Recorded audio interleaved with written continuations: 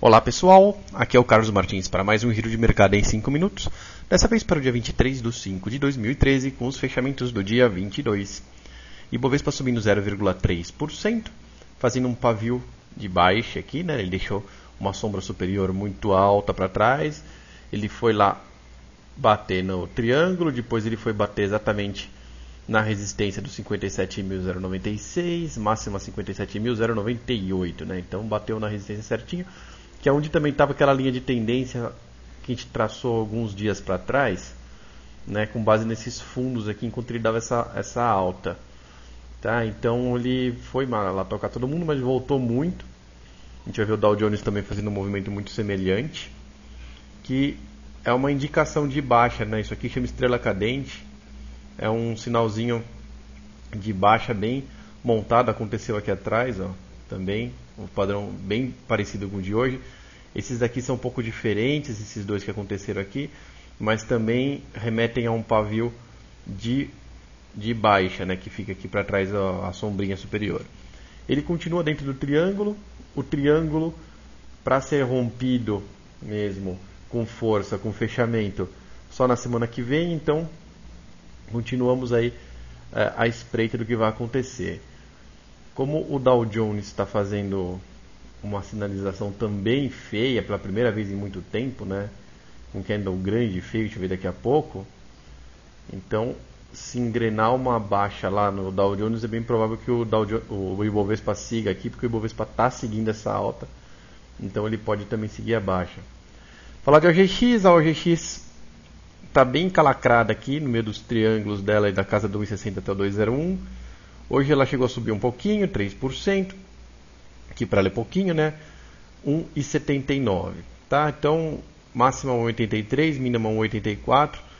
Ela está bem na metade do caminho, saindo no vértice dos triângulos, sem muitas sinalizações, está com toda a pinta de que ela está parando de andar, né? Ela fez aqui algumas sinalizações, o volume dela diminuiu muito, dá para perceber, até se comparar em relação ao passado dela, ele deu uma bela diminuída. Quando começar a aumentar o volume, a gente vai ter uma ideia da projeção que ela vai querer atingir. Para baixo a coisa fica muito feia, porque está no 0,77, 77 centavos. Para cima o negócio já melhora bastante de figura, porque vai até o 3,46. Então vamos esperar entrar volume aí na OGX para saber quais serão os próximos passos dela, porque ela agora continua travada entre 1,60 e 2,01. Vale montou um envolvente de baixa, voltou para baixo dos R$31, mas ainda está dentro da área densa do triângulo. A gente tem muitas projeções de baixa para ela, como a gente vem falando aí há vários dias, né? E o fato dela ter entrado nessa área densa do triângulo aqui faz com que as projeções fiquem mais fracas, tanto de baixa como de alta. De alta não tinha nenhuma projeção em vista, né? Tinha só resistências para serem rompidas para iniciar projeções, mas até para chegar nessas resistências fica mais difícil aqui na área densa. Então agora ela está entrando aqui, ela pode ir caindo pela borda também da área densa. Ela tem bastante espaço para se movimentar. O 30,27 agora é um suporte bem forte, porque ele está junto com a área densa do triângulo. Perspectiva para ela agora está um pouco pior do que estava antes, né? Depois que ela atingiu as mínimas aí, né, na casa dos R$29, ela sempre dá um respiro, mas o fato dela ter ido só até a metade aqui do último topo que ela montou, já dá a entender que a altinha aqui é coisa fraca mesmo, né? Então, digamos assim, o viés para as projeções futuras de Ibovespa e de Vale, e a de Petro também aqui, que a gente está vendo no movimento de baixa, é de baixa, tá? O viés dessas três é de baixa. A OGX está parada no limbo, lá não tem viés por enquanto, mas a Petro, a Vale e o Ibovespa estão com viés de baixa, assim como o Dow Jones. Envolvente aqui também na Petrobras, lembra que ela ainda está com o sinal ativo de venda no 19,50 do canal Donkian, que zera na mínima da barra aqui nos 19,25, foi na mínima da barra anterior da venda, né? Então dá acho que nem 1% de ganho. Dá mais ou menos 1% de ganho.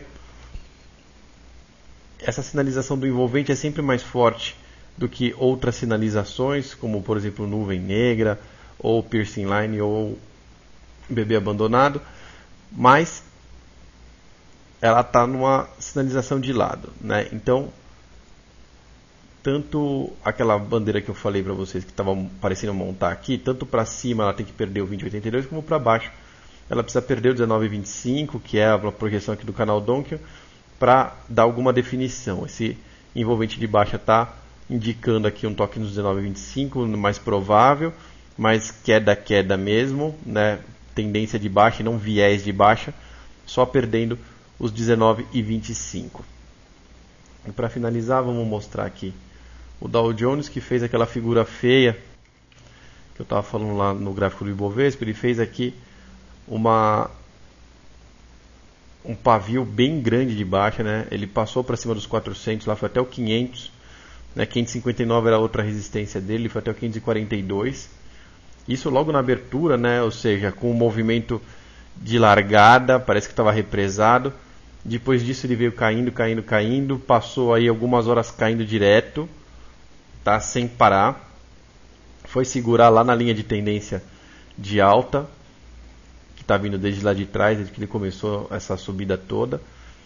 E deixou aqui uma grande questão, né? Porque depois dessa formação aqui, desse pavio enorme para cima, tá?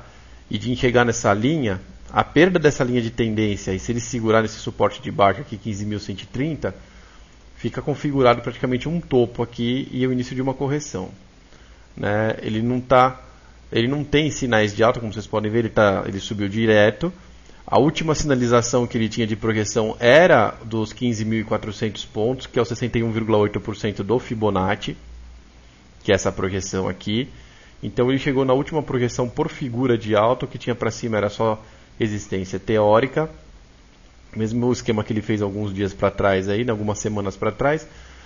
Então o que nos resta agora é acompanhar essa linha de tendência e o 15.132. Tá? São os dois suportes fortes que podem marcar aí uma correção, e marcando uma correção a gente consegue ver se ele vai induzir aqui o Ibovespa alguma coisa também que dá para operar no swing trade e no day trade. Agradeço muito pela presença de todos e até o próximo giro de mercado em 5 minutos.